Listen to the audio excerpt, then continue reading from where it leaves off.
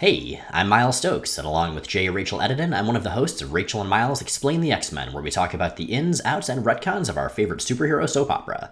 We're also both the hosts of Rachel and Miles Review the X-Men, which is this right here, where we talk about the X-books that come out each week. Now, Jay's out of town right now, which means I am recording these all by my lonesome, and also editing them all by my lonesome. So hopefully all the videos are in the right order and not upside down, and I'm even speaking the right language. Can that get messed up when you don't edit right? I'm gonna say yes. So anyway, we are currently looking at the books of January 13th and 20th, 2 weeks worth. That is 7 books, which is kind of a lot, but I'm going to tell you about each and every one of them. We'll start out, unsurprisingly, with Secret Wars number 9 of 9. Written and designed by Jonathan Hickman with art by Assad Ribic and colors by Ive Sforcina. So, yeah, I don't even know when Secret Wars number 8, the original last issue of the series, was supposed to come out, but it was a long time ago, and so slightly longer still for this one. And, you know, it was worth the wait. So if you've been watching these, you know that Jay and I have been a really big fan of the Secret Wars miniseries so far. Like, way more than we expected, because we typically can't stand event comics. But this one is awesome, and all of the qualities that we've seen that made the previous 8 issues work, or at least, you know, almost always work, are present here. I mean, we have a big kick-ass battle as Black Panther and Doom fight as gods, basically. So lots of crazy, like, giant cats fighting eyeball monsters and stuff like that, which, I mean, giant cat versus eyeball monster, that's, if I ever write a comic, it's probably going to be that. But we also have what we knew was coming, which is the big sort of philosophical, personality-driven standoff between Reed Richards and Doctor Doom. And what this issue makes very clear is that that is what Secret Wars has been all about. Honestly, that's probably been what most of Hickman's runs of what he's been doing for years now has been about. A lot has been made of the fact that there isn't a Fantastic Four book in the all different Marvel universe. And that's true, there's not. I mean, 2 of the characters are missing and 2 of the characters are on different teams. But if this is the send-off we get to the Fantastic Four as a team, and specifically Reed and Sue Richards as characters, I'm kind of okay with that. I mean, of course they'll be back later. But for now, this really works. Like, you know, I remember being disappointed in Death of Wolverine at Wolverine going out kind of like a chump in a way that wasn't necessarily lined up with his ideals and history. With this is the perfect last Richard story. So we also, of course, get to see what happens with the Battle World that turns it into the new Marvel Universe, and, you know, it's kind of perfect. I'm not going to give that away, of course, but I will say the story where the Fantastic Four meet God and he's basically Jack Kirby, it's not that level of meta, but it is that level of fanboy satisfying. If this is where the new Marvel Universe comes from, I'm completely okay with that. Excellent ends to an excellent series. Obviously a terrible point to jump in, but you really owe it to yourself if you're a fan of anything in Marvel to read this miniseries. Next is Uncanny X-Men number 2, written by Cullen Bunn with pencils by Greg Land, inks by Jay Leiston, and colors by Nolan Woodard. And, you know, I'm feeling cautiously optimistic about this series. We certainly talked a lot about Greg Land's art when we covered Uncanny X-Men number 1. I was a little softer on it than Jay was, and I think that's where I am right now, too. I find this art is a little bit of a step up, simply because Monet's face isn't quite so unbelievable in every panel she's in. There are a couple that are a little iffy, but by and by, she looks like, you know, a person. A very pretty person, but a person. So, yeah, the art is not distracting, which I'm totally okay with. Some of the backgrounds, some of the faces on male characters at least are actually pretty good. But the writing is really what sells this book. Cullen Bunn was stellar on Magneto, and he is stellar on this. I mean, seeing him write Magneto again, it really does feel like a continuation of the previous book in a lot of ways. But seeing him get a chance to write a full-on team book, that's where this book really shines. We have a lot of interaction between Magneto and Psylocke in a way that really works for me. Psylocke is sort of the team's moral compass, in the same way she was in the last couple of X-Force books, where you know that there's that killer buried beneath her and she's just trying really hard to be someone else. Magneto, of course, is Magneto, and so is having none of it. He's a very pragmatic person. But what I found myself really enjoying was actually the interaction between Monet and Sabretooth. They had this flirty, fighty, that's a hard phrase to say, thing going on in number 1 that Jay and I weren't too sure about. In this, though, I'm sold. It feels very true to both characters. I don't know where it's going to go, if anywhere, but it's a lot of fun. Dark, violent fun. So another thing that I really enjoyed about this is, okay, so in Extraordinary X-Men number 1, we hear that Cyclops did a terrible thing and then died, something about the Inhumans. It's a mystery, and it just feels like a narrative cheat that we're not really hearing about it. With this, we have a mystery as well, albeit a smaller one, which is what the deal with Archangel is. He's basically a telepathy-controlled drone. It's clear that Psylocke is really screwed up about that fact. We don't really find out why. And this kind of slow burn is intriguing. It's engaging, rather than being sort of alienating, rather than it seeming like the story is holding something over your head. So number 2 of Uncanny X-Men, better than number 1. I really want to see where this book goes. I do know that the art team is going to be shifting after the first arc, which I know will make a lot of people who are not okay with Greg Land's art happy. But as long as Bunn stays the writer, as long as we keep these characters and this premise, I feel very good about that. Next up is Extraordinary X-Men number 5. Geez, we're at 5 already. Written by Jeff Lemire, with pencils by Humberto Ramos, inks by Victor Olazaba, and colors by Edgar Delgado. And honestly, we're at 5 already is kind of where I am on this book. It feels like we've had all these issues already. Not a lot has happened. I want to like this book more than I do, but I will say this is the issue that feels a bit like a turning point, or at least a potential turning point. To jump to the end first, we have the team sort of engaging with the world, becoming a public face of mutant heroism in a way that they weren't before, and in a way that nobody else really is in the all-new, all-different Marvel era.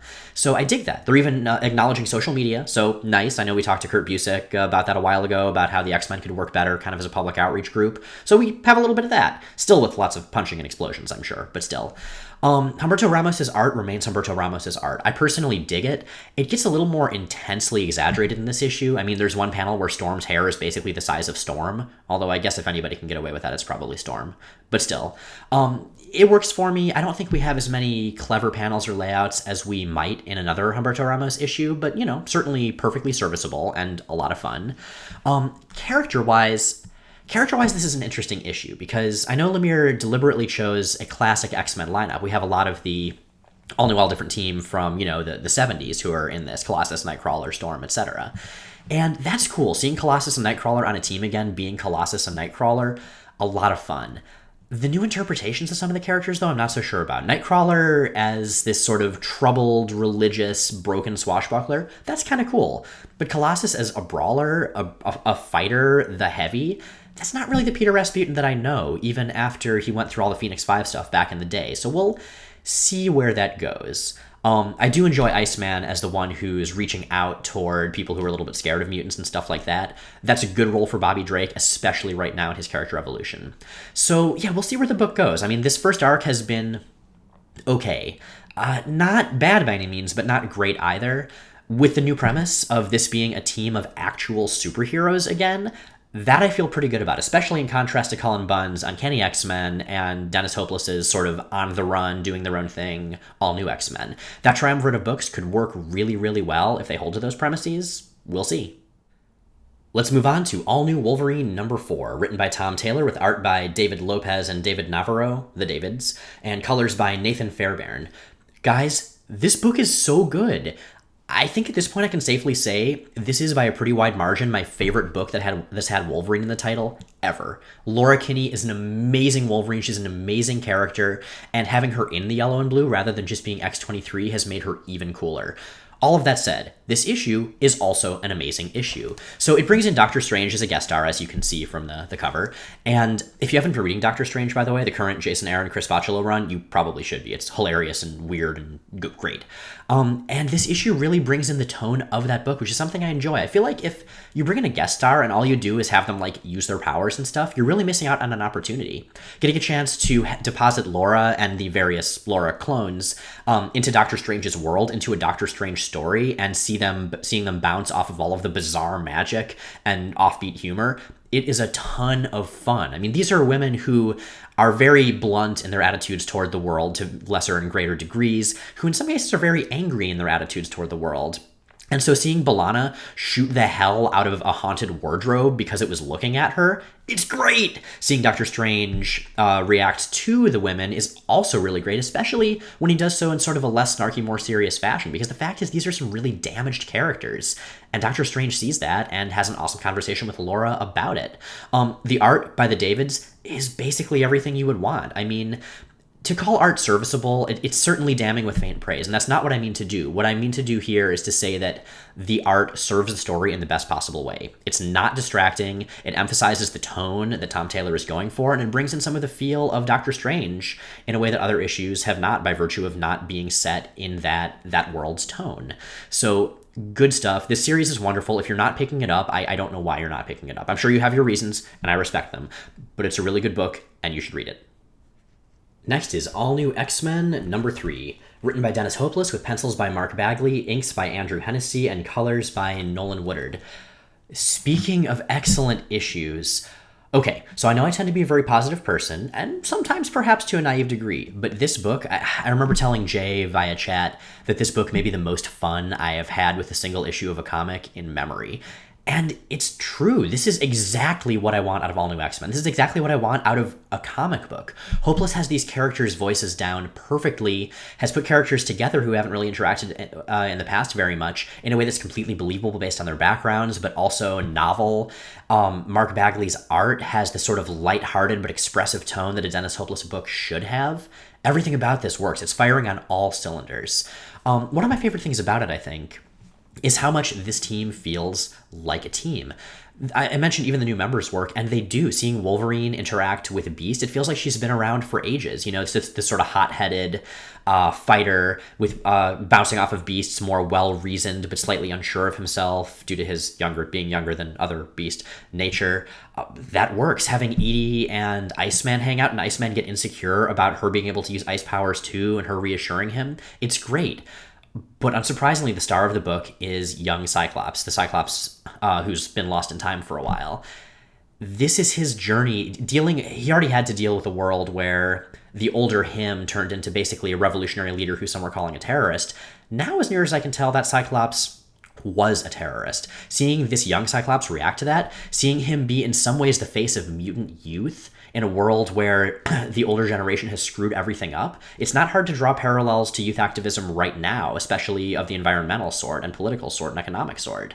Similarly, without giving too much away, there's an event at the end that very much refers to the Black Lives Matter movement, whether deliberately or not, in a way that's very effective. Mutants have always been, whether it works or not, a metaphor for various oppressed minorities. This is timely, this works, it's done in a tasteful and subtle fashion, and I have to give Dennis Hopeless a lot of props for it. If you had to pick one X-Men team book to read right now, it should absolutely be All New X-Men. Absolutely. Do yourself a favor, pick this book up if you're reading any current books at all right now. And finally, we have X-Men Worst X-Men Ever number 2 and 3, because, weekly book, written by Max Bemis with pencils and inks by Michael Walsh and colors by Ruth Redmond. I don't know if I got Max Bemis' name pronunciation right. I haven't heard his band, but he's a good writer. In fact, he's a really good writer. Number 1 had me really optimistic about this book. Numbers 2 and 3 have made it even better. And because of the standalone nature of the story, this is something that I'm really excited to be able to just show to people who haven't read a lot of X-Men as here's part of what X-Men is about. Here, specifically, is one end of the tonal pole that X-Men can be about. I think when Jay and I were talking, I believe I described this as sort of X-Men meets Peanuts meets adolescent angst, and that's kind of what it is. In our protagonist, Bailey, who has a terrible power, he can explode, but then he's dead because he exploded, so he can't really use his power. I mean, we have an awesome window into the X-Men world as what it might be for us, for a normal person, and that's Bailey's curse. He's a normal person. He's never been even enough of an outcast to be interesting. He's just been in the middle. And here he is, finally in a place with people, a place that makes him special with the X-Men, and he's not special among them.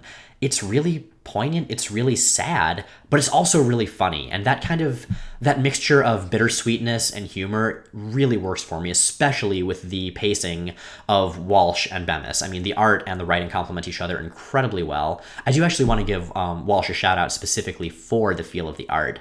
It's got this kind of sketchy quality with these intense garish colors that just make it feel a little dreamlike in a way that I think makes it almost more generalizable, makes one want to identify with the characters more. It's not so realistic that it feels like a story you're watching through a window or whatever. Characters. We have some awesome new characters. I remember in an interview, Bemis was saying that the main characters were going to end up being all new ones as much as he loved the X-Men themselves, and these guys are great. Rags and Riches, tons of fun. but especially Miranda. We have a woman of size and color who can alter reality, who's too powerful to be on a team in the way that Bailey himself is not powerful enough to be on a team. It's great. The dynamic that the characters have is great. I want to see more of her. I want to see her in Earth 616, or I guess they're calling it Prime Earth these days. I'm going to miss the Earth 616 designation. Regardless. So yes, this is a great miniseries. Highly recommended. It's a weekly series, currently digital only. So if you want to pick it up physically, I think that'll be out starting next month. But please do it, or collect it in trade, or rob a liquor store for the funds to buy it, or just don't steal it from a comic store. We like comic stores. Just steal from liquor stores. Don't actually steal from liquor stores. Anyway, point being, good stuff. Oh, and I almost forgot. If you want to see a character hang out with all the possible X teams in sort of their ideal 90s-ish, 80s-ish configuration in only a few pages, including Beta Flight, this is also the book for you. Okay, so that's 7 books. That's a lot of review we've already done. But let's talk about my favorites. And also Jay's favorite, because we talked about this. Absolutely, no question, All New X-Men number 3. We had a lot of really strong books this week, but I think that one was on top. It's what I want an X-Men book to be. It is executed damn near flawlessly, artistically and narratively. If this sets the tone for All New, All Different Marvel for the X-Men in that era, I'm completely down with that. Read this series. It's wonderful. It'll make you smile. It'll make you frown. It'll make you laugh and cry and have all sorts of other emotions. Or if you're me and you're reading it on your lunch break at work, it'll make you do so very subtly. But yes, check it out. Panel-wise, we're going to go to Secret Wars number 9. This splash page right here, it's beautiful. I mean, look at it. Assad Ribick's art is always insanely beautiful, but the perfect geometry of Richards and Von Doom's faces crammed together like this, the fact that it doesn't quite line up square to square, adds a bit of chaos and passion and fury to this order and calculation of these brilliant, passionate characters. Like I said, this series has really turned out to be all about Reed Richards and Victor Von Doom.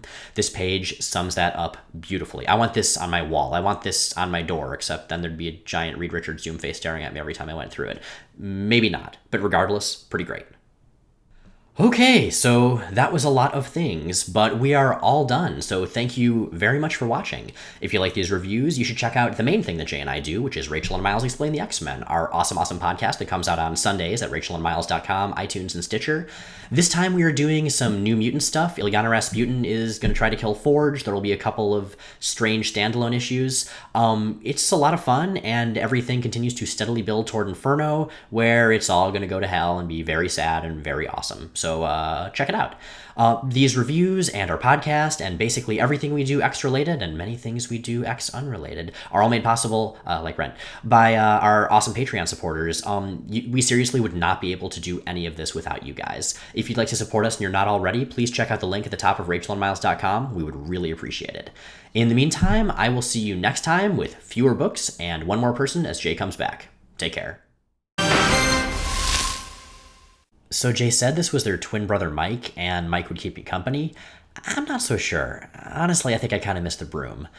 But mainly, Jay, I miss you. Come back. You're better than severed heads and brooms. That may be the most romantic thing I've ever said.